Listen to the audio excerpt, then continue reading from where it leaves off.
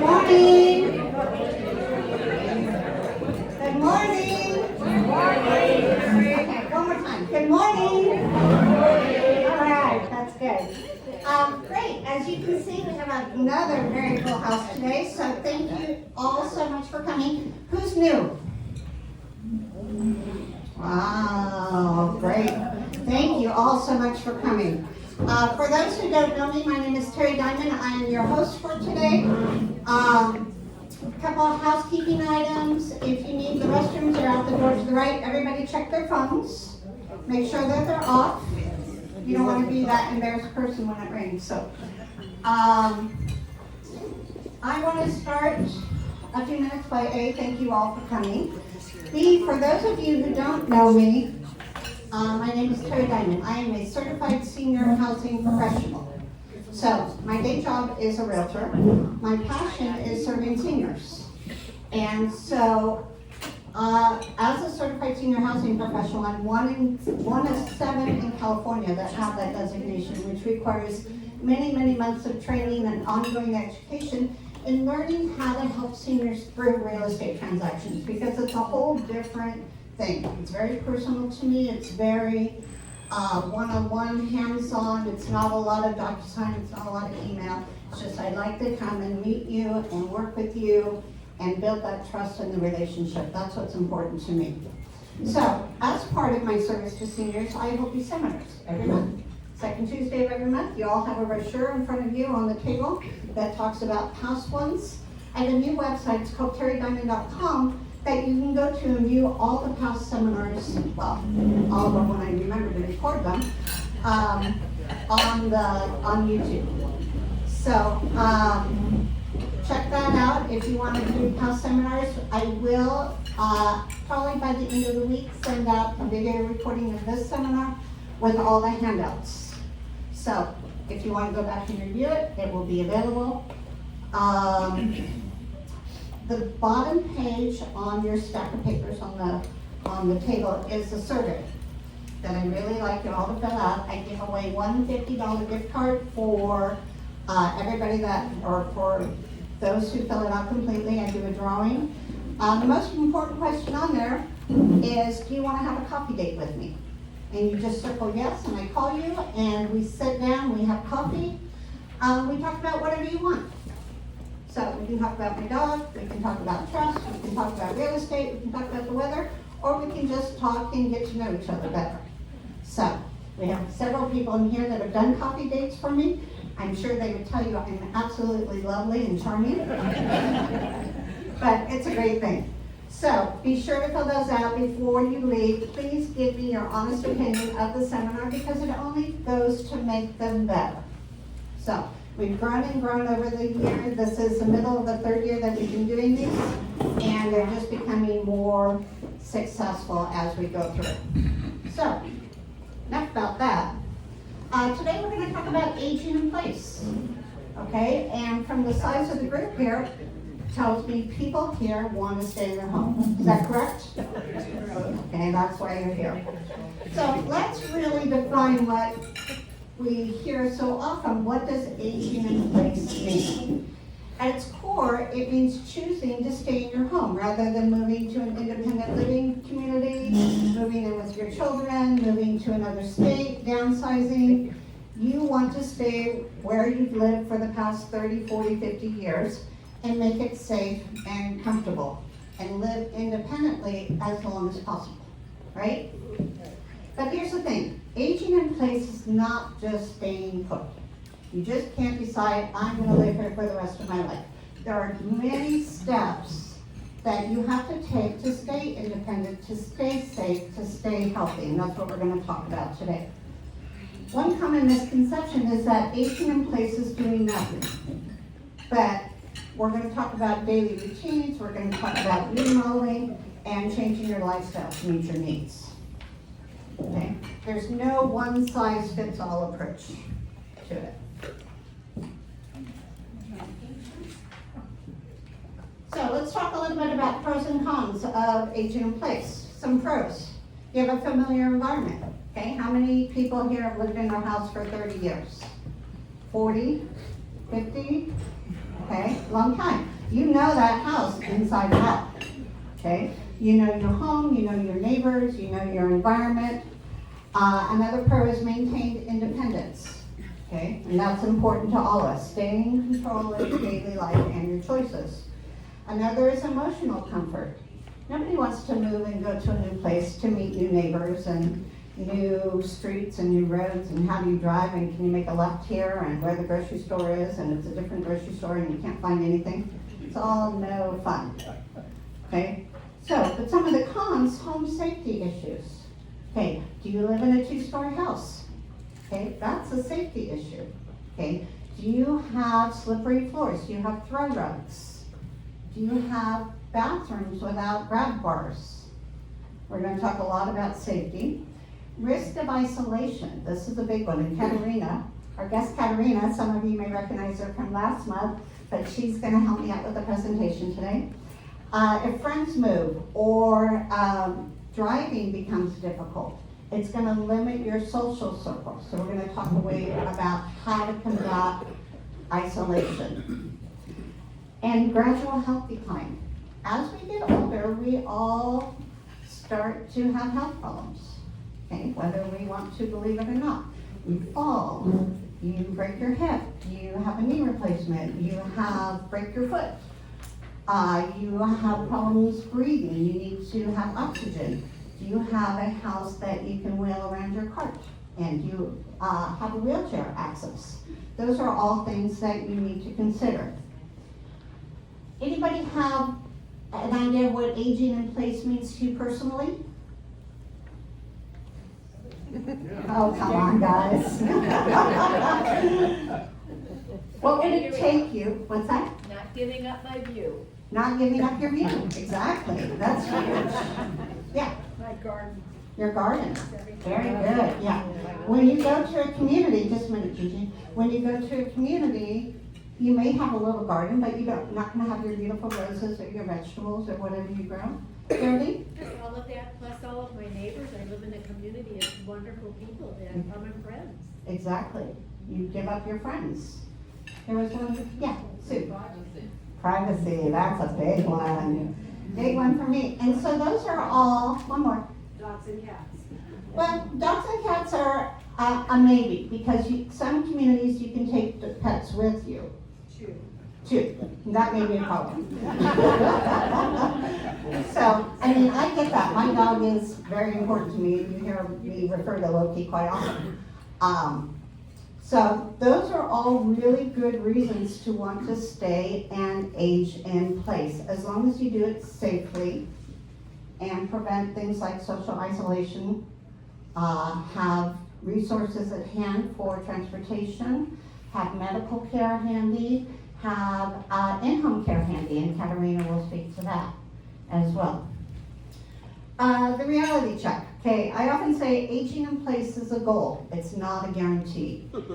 Okay, you want to be able to plan for the future, and by planning for the future and putting all these things in place, it will allow you to age in place rather than having to react to an accident or an injury or an illness to where you may be forced to move when you don't want to. But having all these things that we're going to talk about today in place will allow you to stay in your home as long as possible.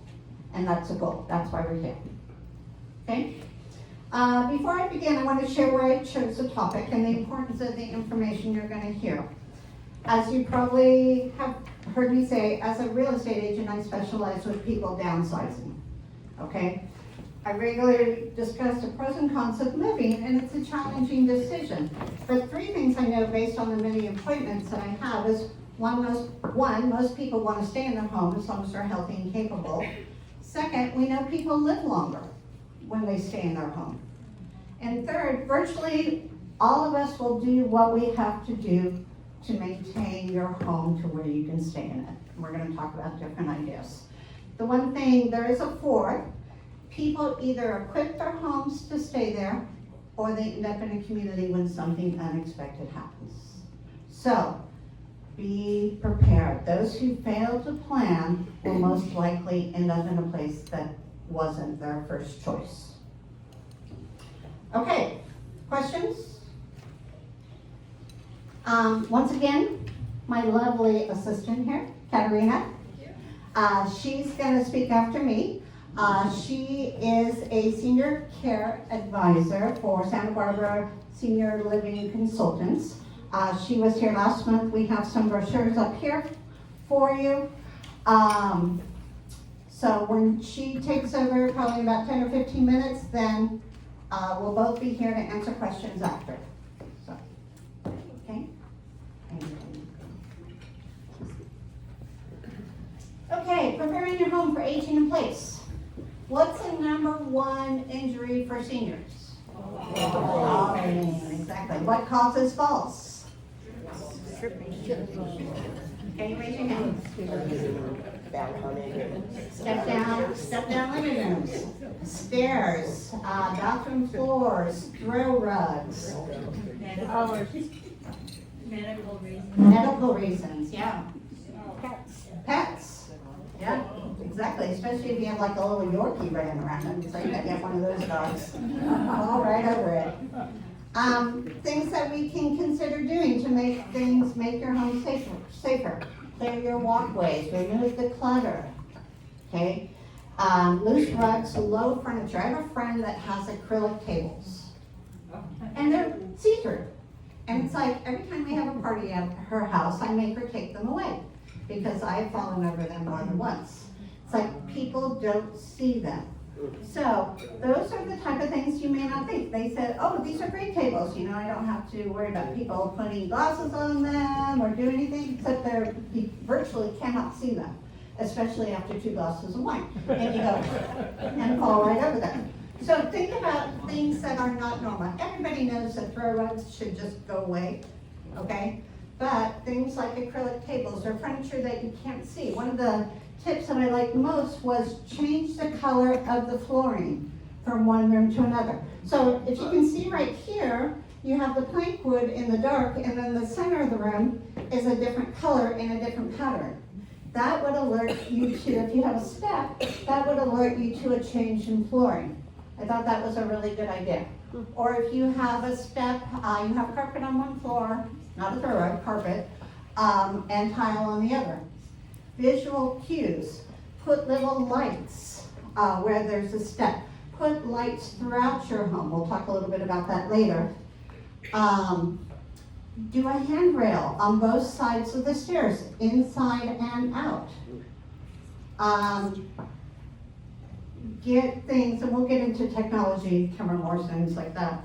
Adequate lighting, use motion sensors, increase the wattage, especially on automatic lights. So in the middle of the night, if you have a little night light in the hall, but it gives off like 10 watts, can you really see it? Does it do you any good? Install grab bars near toilets and showers, use non-slip mats, consider a raised toilet, all those things, all the little things, and those are things that can be done now. Okay, don't wait until an accident happens. Do those things, clear out your hallways, reduce the clutter, get rid of your throw rugs, put in different color flooring, or even if you take blue tape, put it on the floor when you have a step. Okay, you may know it's there, you may have lived in your house for 40 years, but what happens when your vision starts to narrow? Are you going to remember? Okay. Accessibility and mobility, step-free entrances. Okay, so this is more of a major remodel when you have to put in like a ramp. Okay, but it's still worth the money to keep you in your house longer. Okay, how many people at home, to get in your front door, you have to go up a step?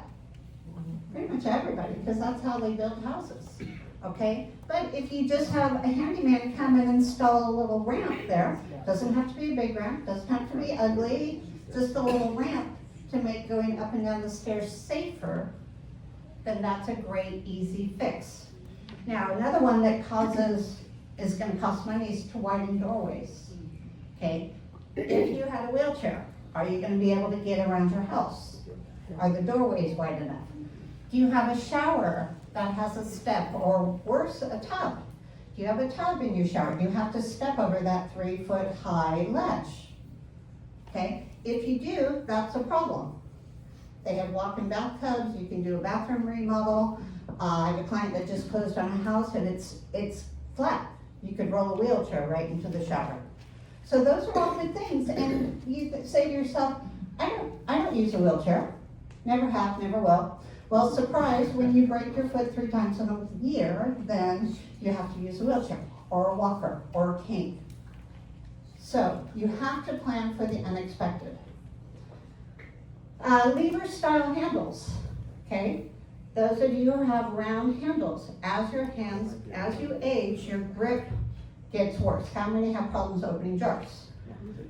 So I just bought one of those OXO jar openers because I have a problem opening milk cartons.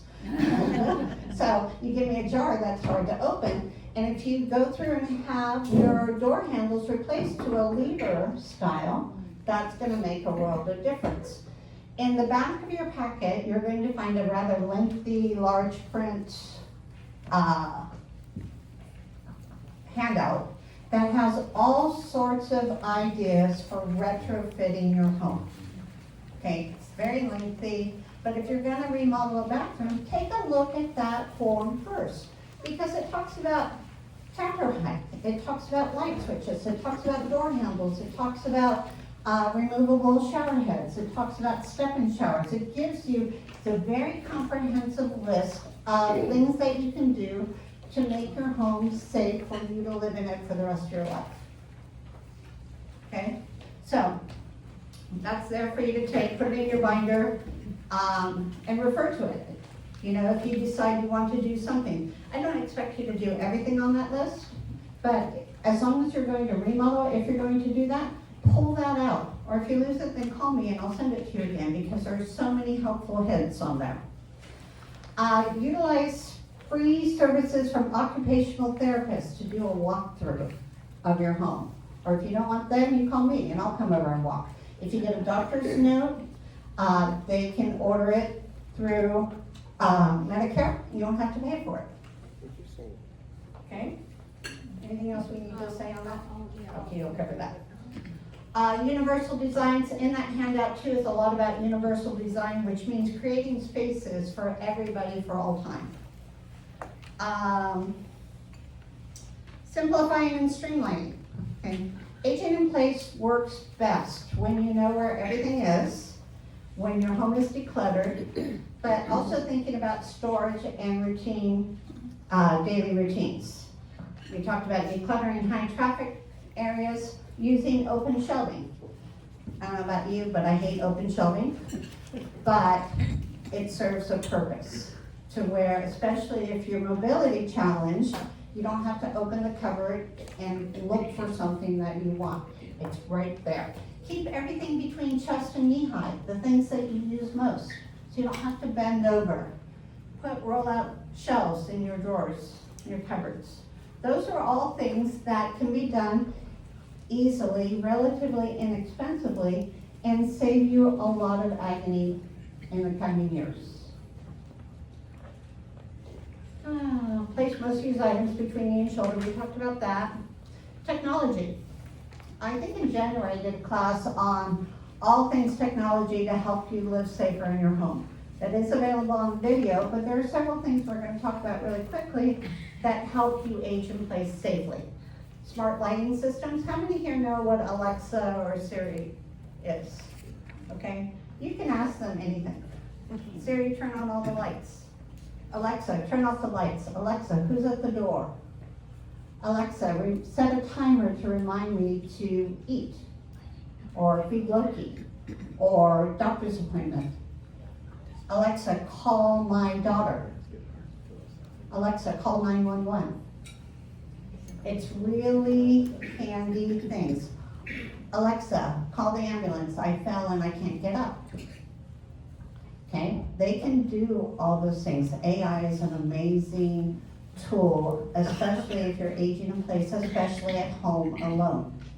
Because it's like having an assistant there with you. Because they can get you help if you can't get to the phone, if you don't have your phone with you. Video doorbells, who has a Ring or a Nest, or, okay? Those are other great tools, not only for security, But somebody rings the bell, you're upstairs, you pick up your phone, you see who it is, and you find out it's just a traveling salesman. You just tell them to go away. You don't even have to answer the door. Okay, or pretend you're not home. Doesn't matter. It's great. I have a ring. I review it every morning when I wake up. See who's been in my driveway. You know, it just provides a nice sense of security. Smart thermostats help save money. Medication reminders, whether you use Alexa. For those who I've met with, you know, my phone goes off every day at 2 o'clock. It's like, take my vitamins. And if I didn't have that reminder, half the days I wouldn't take my vitamins. Smart light bulbs and plugs, you can set light bulbs on timers. You can have Alexa or Siri turn them on or off. Leak detectors, put them under your sinks in your bathroom. Okay, and that way they'll emit this high-pitched shrill, and you have water. It's really annoying, but it's a good thing. Smart pet feeders. So there are so many technologies available to help you live safer in your home. Everybody should have smoke detectors, one in each bedroom, one in the hallway outside your bedroom. And most importantly, you should also have a carbon monoxide detector on each floor, because that's a silent killer. So you can't see it, you can't smell it, you can't taste it. So carbon monoxide, so you can go to Home Depot, buy one and plug it in. Think long term, okay? So this is not just for today or tomorrow, this is for 5 years and 10 years and 20 years. If you want to stay home, you have to think about it long term. Aim for flexibility, comfort, and control. I think you have this on your notes, the questions to ask. These are all things to think about that will help you plan things you need to do to stay in your home. Will I be able to age safely if I have to use a wheelchair? Okay. Can I manage this home if my vision, hearing, or strength changes? Would a live-in caregiver or family member have room to stay with you if needed? Are emergency services nearby or accessible? And/or accessible. So those are things that you don't really think about when you're planning, okay, I'm gonna put in a high-rise toilet. Okay, what happens if you fall off that toilet? Alexa, call the paramedics or call 911. Okay, but thinking about these things long term. Transportation, so as we age, driving is an issue, okay? Can you drive? Is it safe for you to drive? Can you see? You know, things, we had the highway patrol here, I think in February, talking about keeping your keys. And one of the most pertinent things I thought would be brought up was, how do you know when you should stop driving? How do you convince your spouse or a friend that they should stop driving? If you have dents in the car that weren't there.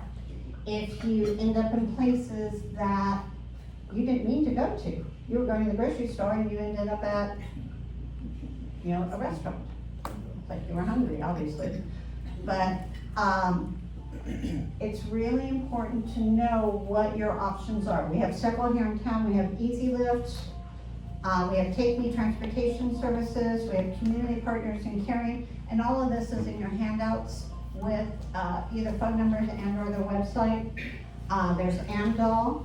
But there's also Uber and Lyft. Who here doesn't know how to use Uber or Lyft? Okay, we'll talk.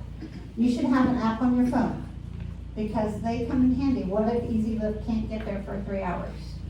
Uber can get there in 15 minutes. It's always a great thing to have on your phone. Groceries and prescription delivery, okay? Retired, you don't want to go out, you don't have any food in the house, Instacart. Those are all tools to help you stay in your home and age in place better, safely.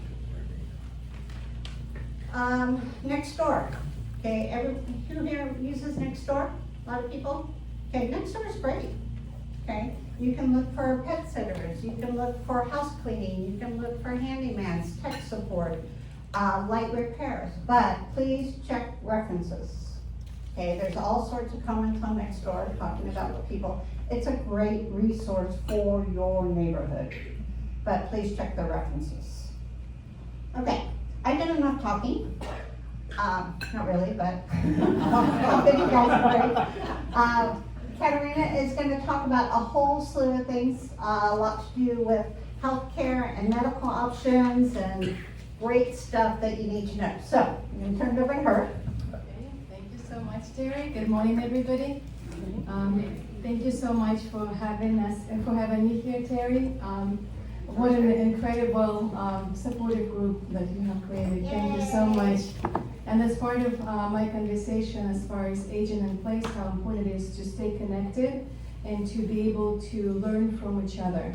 You can learn from the professionals, but nothing works even better when you can relate your trials and tribulations with somebody in your situation and then exchange that information. I also wanted to acknowledge Kathy. Kathy is also part of our organization, Senior Living Consultants, and Peggy Rinker, who was here last time. She's unfortunately not able to be here today.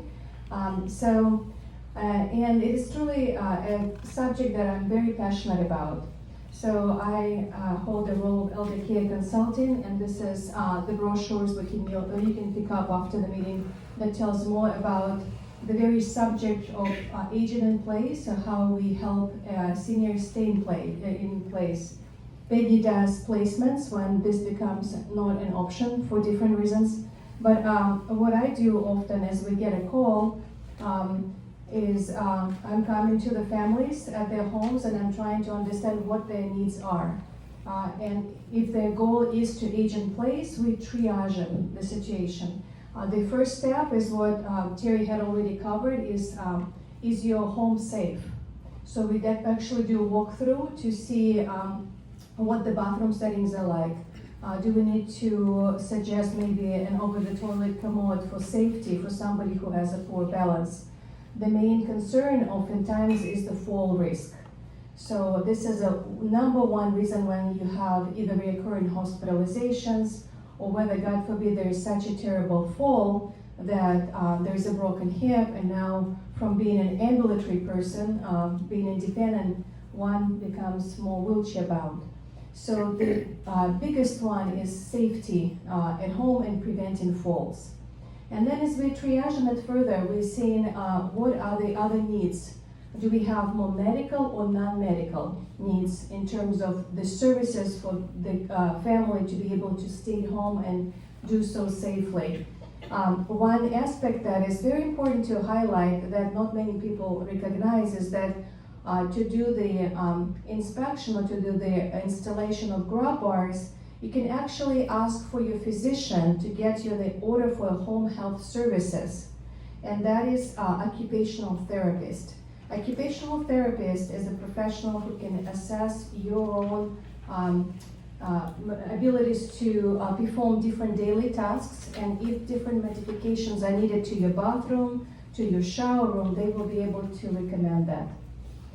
In the pamphlet, you will see also an organization called Communify, that is a non-profit, and they will do very affordable installation of grab bars, rails, etc. And there is the information there as well. Another organization is called Call Before You Fall. We actually have utilized this service for my mother-in-law, where she became a high fall risk, and she has one of those, Terry, you described the steps in the house, so it was a living room that was like a step down from the kitchen. So Call Before You Fall can come and do a free assessment of your home and to understand what you might need to do. But they are more extensive type of really renovation, where if you need to do the bathrooms, the ramps, the chair lift, so they can do all of that. And there's additional resources there. So the first step is just to assess your home for safety. How is it that, what are the modifications you need to make it safe? And then we're going through the medical and non-medical services. If you're in a position where you don't need medical support, but you might benefit from more of a additional services from, for example, I spoke with Diana. There is a caregiver support group at Moravia, where you can meet and talk about the different aspects of becoming a care provider for your spouse. Then there is additional supportive services we have in Santa Barbara, Parkinson's Association, Alzheimer's Association. We have today guests from Hospice of Santa Barbara, Elske there, and that is a fantastic additional support for counseling when you're grieving a loss of a loved one. And so in Santa Barbara, we're so lucky to have all those different great nonprofit organizations that will give you that extra support. So another aspect, when we do the assessment at home, we ask the families the most important questions in terms of emergency preparedness, and that's something that Terry had covered. For example, do you have what's called POLST, post form prepared? And that's the form that is also in your pamphlets there. It looks like this. And this is in case a person becomes nonverbal in case of a terrible medical emergency like a stroke or heart attack. It is highly suggested that you have this form prepared and signed by the physician to make it official, and keep it somewhere visible, like your refrigerator door. Because in case of a medical emergency, and you do have one of those, talking about technology, medical alarm systems that detects a fall, or you call Alexa to notify your family member or 911 and they're on their way to help you, it's good that this is typically the form that is being printed in a bright pink color, and it is somewhere in the refrigerator door, somewhere visible. And in addition to this form, it's a good idea to have your current medication list with any allergies or any specific medical conditions you have. Because again, when emergency hits, you want to be prepared. And that's another aspect of feeling more empowered, where you know you have done this part, as well as medication list. And the third one is emergency contact list. You want to have that third form. So typically those are the three, and that's what I have done for my mother-in-law, who lives still on her own. That's her wish, to age in place. And on her refrigerator door, we have post form, medication list, and emergency contact list. And that list typically is good to include who is your primary healthcare agent, your family member or your spouse, who are your doctors, and any related notes about your diagnosis. So that way it's all visible and it's all ready if or when needed. And then another aspect of talking about the paperwork, we also ask the family members the basic questions. For example, do you have your healthcare directive prepared? Right? It's an important power of attorney. Sometimes family members don't have that done until it's absolutely needed. The important nuance there is that if you don't have that form prepared, for example, a healthcare directive, and by that time you already started to show some symptoms of cognitive impairment, maybe age-related forgetfulness, it's going to be very difficult to do it after a diagnosis of cognitive, either MCI or cognitive impairment or dementia. And I did include a few lists of elder law attorneys on this page, where if you don't have the form prepared, it would be great to review this. There are a few names here: Santa Barbara Estate Planning and Elder Law, Montecito Law Group, Body and Marison Estate Planning. It's good to make sure that you have your paperwork done and it is in order. And that is whether it's your trust, your wills, and healthcare directive forms. In the email, Terry will also send you the video on the preparation for the form on healthcare directive. This is actually a less expensive way if you have not done this yet. That saves you some attorney fees. This is called My Care, and that's available in English and Spanish. And that is a healthcare directive template that was developed by Cottage Hospital. So you can actually review this together with your loved one and identify your wishes. It's a very detailed form that describes what you want to do in case of any particular medical emergencies. What are your wishes if you are diagnosed with dementia? What are your wishes with end-of-life care? Who is your primary agent? So this is so good to have this done proactively. There was one case what we had where the elderly couple, and it happened so that the husband passed away and the wife did not have this form ready, and she already was diagnosed with dementia. So we had to go through the court system to get her conserved. So it took a lot of effort to get that completed after the diagnosis of any form of cognitive impairment. So that's just kind of to highlight the importance of being prepared, and that will save you a lot of trouble. And to make this form legal, it has to be signed and notarized, and you can keep that together with your forms. And on the post form, it even asks about the date of your healthcare directive and who is your agent. So. I've been told that it is very helpful if the date of your advanced healthcare directive and your posts are the same, because in an emergency situation in healthcare settings, the doctors will be debating which one applies if they don't say the same thing. Right, it's good to update the information, whether it is healthcare directive or post, because as we age, our wishes might change also, right? Because in the post form, you have 3 sections under section B: full treatment, selective, and comfort care. So when a person is still vital and if there is some quality of life and he or she wants to fight whatever medical emergencies they're having to go through, likely they will put full treatment. I have seen families change it from full to selective and then go to all the way to comfort. So staying on top of that is very important. Sure. Can you change that by just Xing it out and initialing it, or do you have to do a new one? The cleanest and the best way is to actually do the new one.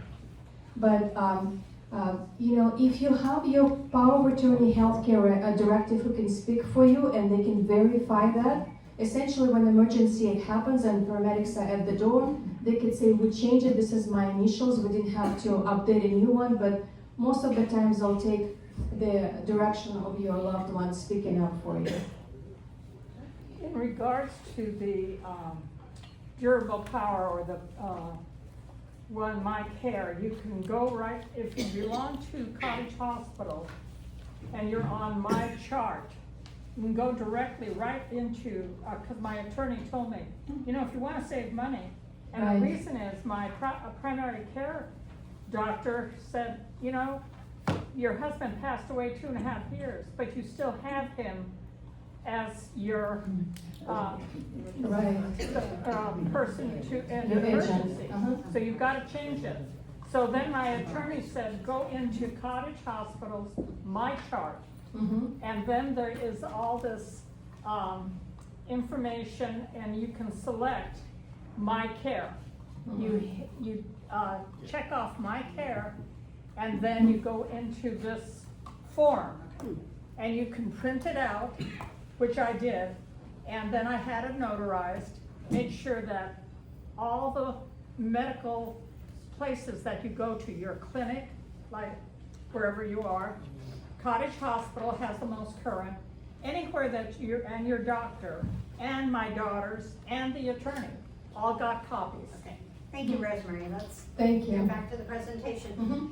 Great chart, my chart has great resources. We're also going to send out the handout that she has there with the healthcare directive on it. When the video comes out, I'll include that. But yes, my chart is a valuable resource, and it is important when the passing of a spouse or people on your trust or your documents needs to change. Thank you so much. That was very valuable addition. And then just to conclude on the healthcare directive, this form in particular says my first healthcare agent, my second one. It's not uncommon that a couple will list their spouse as their first agent, but it's important to have the third or the second one in line. It's best to say the hierarchy first, second instead of and. That's another nuance that we had worked with another family who it was an elderly gentleman and he had 5 children, and he put all of them as his healthcare agent without doing the prioritization. So what does that do? There's not a hierarchy, and I had to get a consent of all 5 in order to move forward. And you can only imagine what that looks like. So if you can separate and prioritize, this is my first choice, situation with my first person in charge, and then second, and so on. The other, that's just to cover the forms. Now going back to, let's say, non-medical services also is what we discussed, caregivers in place. That is probably the most expensive aspect of allowing person to age in place. And there are options of having a live-in caregiver, and there's an option of hiring caregivers through an agency. Hiring caregivers through an agency will be more expensive. The current fee is $42 to $45 an hour with 4-hour minimal. They have an advantage of having to provide you the coverage for workers' comp, and God forbid there is an emergency and the caregiver throws their bag, you won't be liable, but it will come at an expense. So agent in place might be the most expensive option if you have the care 24/7. That's why staying healthy, preventing falls is very, very important. If you hire a living caregiver, it will be less expensive, but it will be still pricey. Yesterday, I did another assessment of a sweet lady, Viola. She's 97, and she is already in a point where she's bed bound, and her son wanted her to age in place, and he found live-in caregiver, but it still cost him at least, he said on average he's paying about $20,000 a month. So one of the number one reasons why a person decides not to age in place is financial. So then he reached out to us, and I again asked him, is the goal to age in place? Do you need more supportive services, or do you come to the point where I need to call on Peggy for placements? And he says, yes, we need to look for placement option because it will cut that cost in half. So that's, that's the realities, unfortunately, of taking care of our seniors at home, and it's very expensive. Now, what can you utilize at home that will be free and that will be covered by your insurance? So with the CARES, you can get home health physical therapy, occupational, speech, and home health nursing. And that's on your outline here as well. This happens when you have a certain change of condition, or God forbid you had a fall, you done well at the rehab after you got more physical therapy outpatiently, and now you're going back home to ensure safety and to ensure that you're getting stronger at home. This is the service that will be covered by your Medicare. Generally it lasts about 2 months, or until you plateau, until you make a certain progress.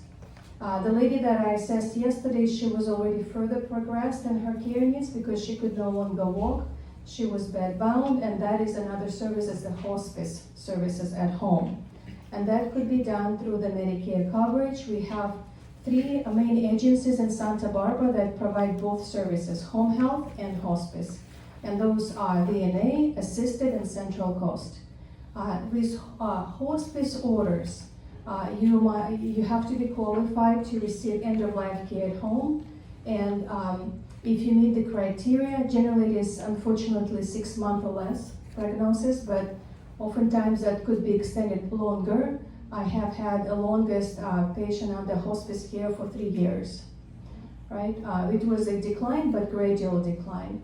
And hospice will provide you with medical equipment, hospital bed, oxygen concentrators, walkers, wheelchairs, special low alternating pressure mattresses to prevent pressure sores. They will have a nurse 24/7 that will come to your home. They will also provide up to 2 bath aids a week to help with bathing, and they will help with medication management. So that's a service that is available at home for the end-of-life care. That is when or if that becomes a need. And then regarding the, let me see which I'm not covering. I would like to give more space for the questions. So there is more topics I can go over. Ideally, again, the main emphasis is to be proactive, to be prepared for different cases of scenarios, and if those needs are, what you have to triage, whether medical, non-medical, and what kind of assistance that you require. That's kind of, I try to break it down by that, and there's more information here. One thing that is interesting about triage and also in having to access additional support, there is a couple new groups that are now sending doctors at home. And this is doctors of, they call it Thousand Oaks, but they're actually stretching out to Montecito and Goleta. They serve several residents in Moravia right now. And this is the service where they will send doctors to you. They can do portable x-rays, they can do phlebotomy services, lab work. It's very convenient if for whatever reason you cannot make appointments and go to those. And there's another similar to that is called Senior Doc. And that's the same type of services that is available now when they will come to you for those different medical needs. Are those covered by insurance? Partially covered by insurance, partially private pay. What was the Are set? those listed in this packet? Right, they are. What's age? Yeah. They'll bill Medicare for you. They will bill Medicare. Thank you, Diana. Let's see. What were the page. first two you said? I didn't hear. It's doctors of Thousand Oaks. And then the second one is Senior Doc. And I think it's on page, On page, let's see. That is, senior offers.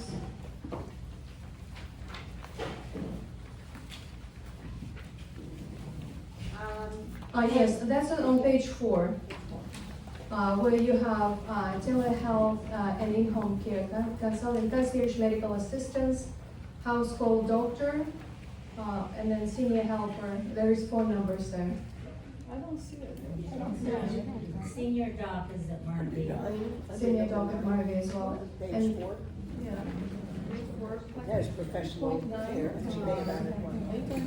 That's art. You know what, it's on our notes, but it may not be yours, so I will send those out with But I think she had it. email. Sorry, we will send them to you by email. Another aspect here I wanted to share with you is using fiduciary services. Have you heard of, you probably have heard of fiduciary services. We had a couple where the situation was a husband and wife, and the husband was handling all the finances for his wife. He developed, unfortunately, Parkinson's dementia, and the wife was overwhelmed with all the bills, and she just could not keep up with everything. There are 3 local fiduciary services that we recommend: Twin Fiduciary, Channel Islands, or Mark Watson Fiduciary.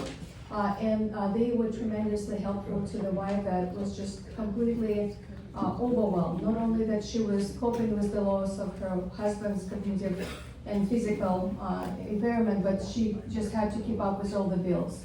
So those, any of those local agencies could help. So that's just to cover the basics. I would like to open it up for Q&A, unless there is one to add more. Questions? I Carol. don't have a transportation chip. Is the volunteer group, the partners, Right? yeah, they're real short on volunteers, so it's not a reliable way. Okay. But also the Friendship Center in Montecito is starting pickup and deliveries the 1st of July. Great. So, which transportation service again? Which transportation service did you mention? Oh, the Friendship, No, before that. the, what's it, Partners and. Okay, Partners in Caring, they're short of volunteers, so if anybody wants to volunteer, it's a great thing. But they may not be as reliable as you need. And she also mentioned the Friendship Center is also doing pickups beginning of July. Other questions? I have a comment. Yes. So one of the documents that you have to have in place if you're interested in doing something like this is to give your body to science. And there are a number of organizations where you can fill out the appropriate documents, and that should be together with your goals, it should be together with all the other documents that you mentioned. And I noticed that you didn't say anything about that, but there are people that are interested in doing that. That's a great comment, thank you. So if you want to donate your body or parts of your body to science, it should be included. It's actually part of the directive. So it's part of your advanced directive under, It's as you go through Yeah. completion of it, it says. as you go through it, there'll be a space in there for that. But yes, very good comment. What else? Where did the My Care form, do we have the? No, it was too much to print out for 75 people, so that will come out with the email. And Yes. just to mention, on that healthcare directive, there is a section for it that covers organ donation and what to do with the body, so it's part of that form. Oh, Great. It's very easy, if you have trouble with writing and you change your mind and that kind of thing, my life, or you can fill it out online and print it out from there, so you don't have to write it out. Great. And you can add to it, if you have something that's not included in there that you want to say, you can add a page to it. The form that I'm gonna send out is fillable, it's a editable PDF, so that would work, but also my chart, it's a great way to have it there and ready and accessible to your And it's doctors. available on the Samsung. Yeah. site Elski? as well. We have a collaboration with Cottage Hospital to provide workshops for the My Care documents. We offer free 2-day workshops. You can go to getitdonesb.org and I'll share that with you for the. Great. Do you wanna stand up and introduce yourself? Oh, sure, yeah. Hi, I'm Elska Freeman. I manage volunteers with Hospice of Santa Barbara. And as I was saying, we have a collaboration with Cottage to support the community to complete My Care documents because it is something that Cottage finds incredibly important. So we have a funded program to offer 2-day workshops. The first day, we have presenters who are, for the most part, retired nurses or people who've worked in the medical industry to help you fill out and complete the form. And then the second day of the workshop, we have a notary there. We'll go through it to make sure you've completed everything properly, and then it'll be notarized, and we will actually submit it to Cottage, your primary care physician, as well as giving you copies for yourself, and it's all free.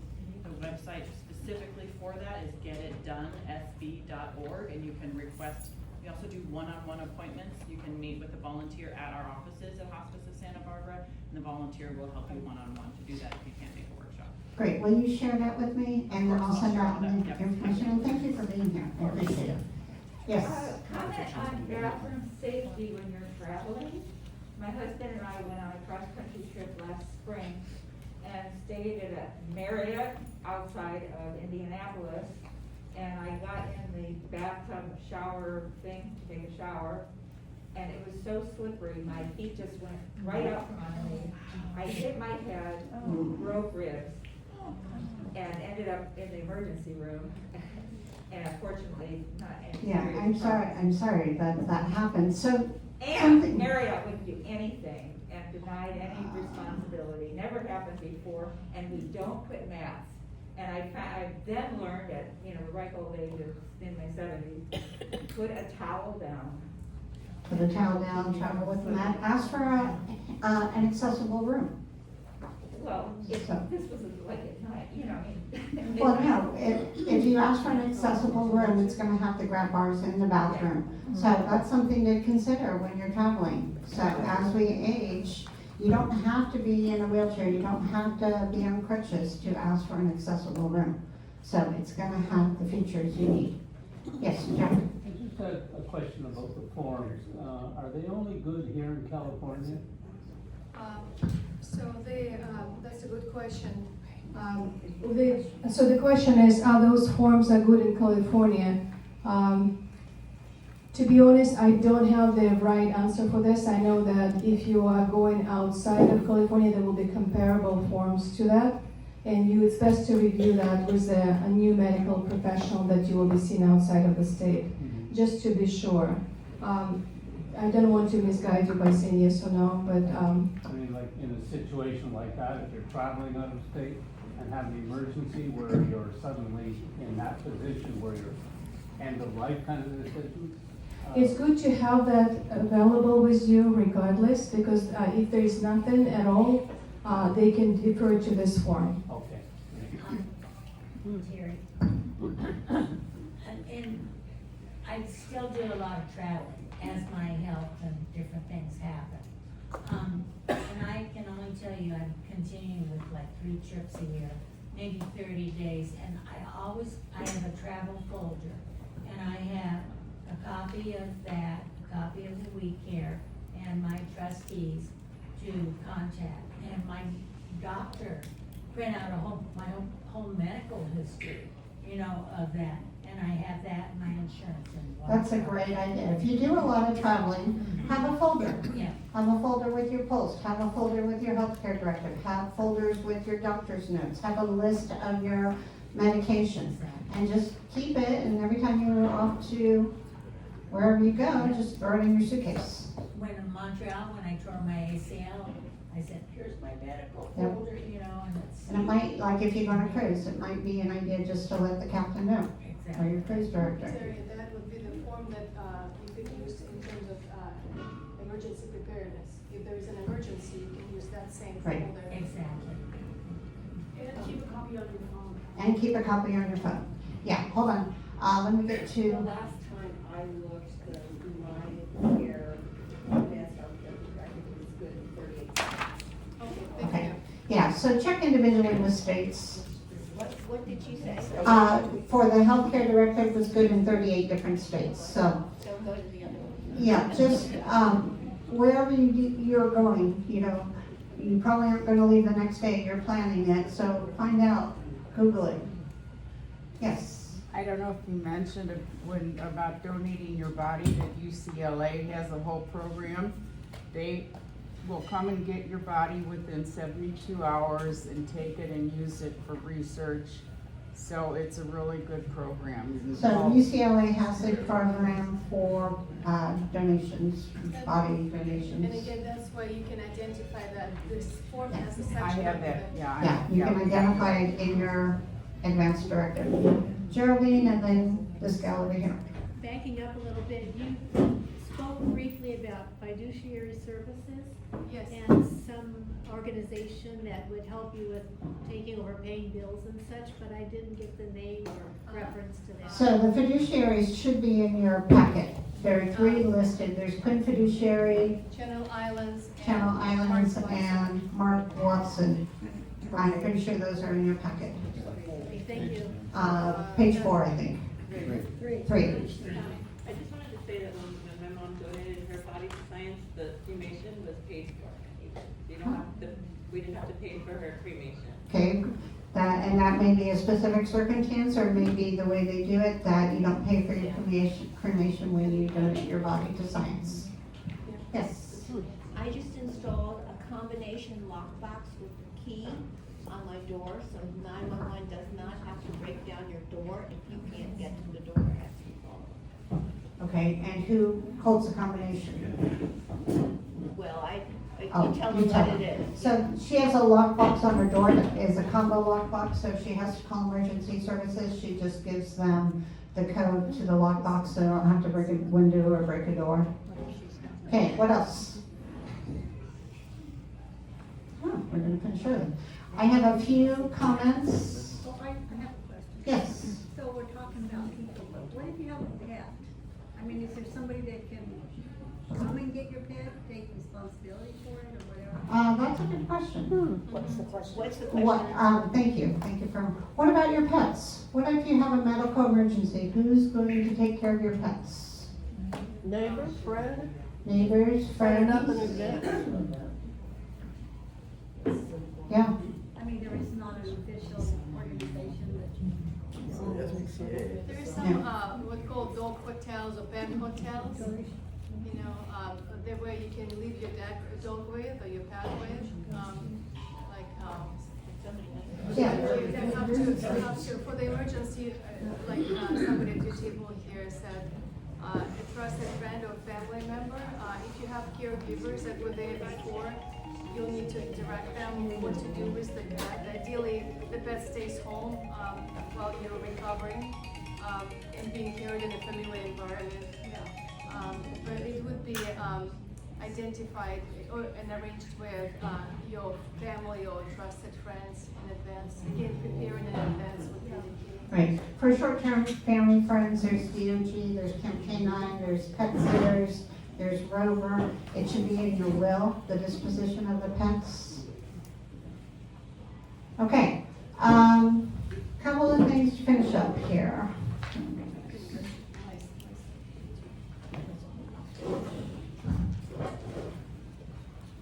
Final thought, planning ahead doesn't take away your freedom, it preserves it. So, all the things we talked about, plus so much more. Please fill out your surveys. I hope to see you next month, and also I want to do my raffle. So for those who are new, just for showing up, I give away 2 $25 gift certificates for taking time out of your morning to come and spend time with us. Do you want to draw 2 names? Of course. Sammy Butler. Sammy? Kathy, do you want to pick the name? Thank you.